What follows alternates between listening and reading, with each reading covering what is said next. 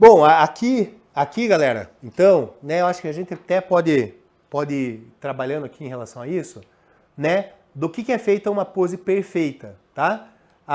Aquilo que a gente estava falando durante todo o dia de hoje. Quais são os fatores que influenciam diretamente na pose? Primeiro, falta ou excesso de desenvolvimento muscular. Então, às vezes, a pose da pessoa não fica boa, por quê? Porque ela não tem aquele desenvolvendo aquele músculo.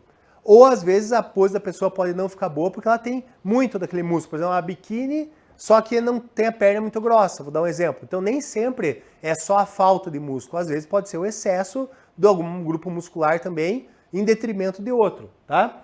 Outra coisa, a camada de tecido adiposo sobre o músculo e a pele. Então, lógico, foi aquela pergunta assim, vale a pena treinar pose mesmo quando está em off? Pode, mas você não pode esperar muita coisa da pose. Você vai ver lá a geometria, vai ver o contorno dela, beleza, se o dorsal está expandindo, se o posicionamento de perna está legal, se a hora que pôs uma perna para trás não trouxe o tronco junto e o outro quadril. Só que não dá para esperar também que saia muita coisa porque não tem um percentual baixo ali, tá? Encurtamentos e problemas relacionados à falta de mobilidade. Muitas vezes, na maior parte das vezes, o problema de não conseguir encaixar alguma coisa está relacionado ao encurtamento e à falta de mobilidade. Outras vezes, questões posturais e de falta de equilíbrio, que dá quase na mesma, e a falta do engrama motor. Então, às vezes, o cara não tem nenhuma limitação mecânica, mas é só que é um vício postural de alguma coisa. É muito comum, assim, a gente tá lavando a louça ou tomando banho de pé numa perna só, entendeu? Todo mundo tem um lado que é dominante, um lado do quadril, um lado da perna, que é aquele lado que vocês conseguem, tipo, na cadeira abdutora que vocês conseguem fazer o peso inteiro. Podem ver, consegue, né? Sempre tem um lado que é o dominante. Esse lado que é o dominante, ele vai puxar um pouquinho sempre para um lado, tá? Então é muito comum, veja, tipo, então a gente precisa dessa segunda curva aqui da coluna. Então, a maior parte das vezes, todos nós, incluindo eu, com certeza absoluta, somos um pouco assim aqui, ó. Ou até um pouco assim, né? Ou às vezes até um pouco assim. Então, todas essas questões, elas vão influenciar, não que o árbitro seja, como eu já falei, um caça à simetria, mas elas vão influenciar no momento, tipo, de fazer a pose, tá? E é normal o cara alto, ele ficar um pouco assim. Normal, a gente trabalha assim, né? Quem que consegue andar assim, ó? Né? Imagine que estranho que ia ficar.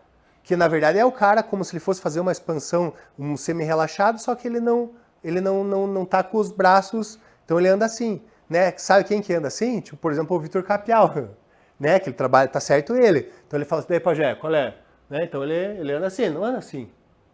Né? E a gente, vários momentos que a gente olha, a gente tá assim. E a gente acostuma. Então, principalmente quem é mais alto, quem trabalha ou convive com pessoas mais baixas, vai ter essa postura aqui.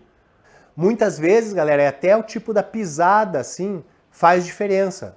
Né? Muitas vezes você olha o atleta, quando ele vai fazer aquela pose, as poses de frente, seja semi-relaxado ou seja a duplo bíceps, você olha um lado da perna cortando mais que o outro. Daí você fala, cara, mas daí o atleta fala assim pra você, eu tenho uma perna que corta diferente da outra. Aí o que você vai fazer? Você vai olhar a extensora, a cadeira extensora. Vai olhar o atleta fazer. Aí você vai ver que as duas pernas estão iguaizinhas. Daí você fala, opa, peraí, então alguma coisa está errada.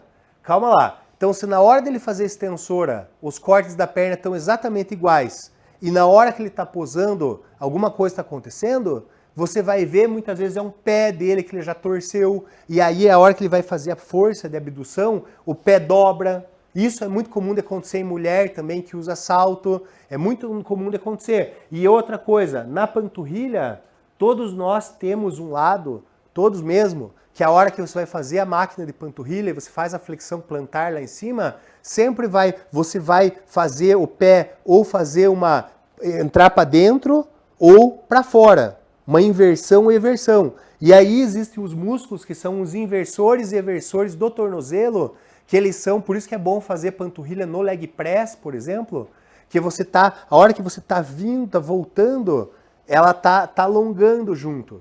E você tem que tentar imaginar que tá bem reto o movimento, porque todo mundo vai tender a fazer no final da flexão plantar, ou abrir os pés, ou fechar os pés.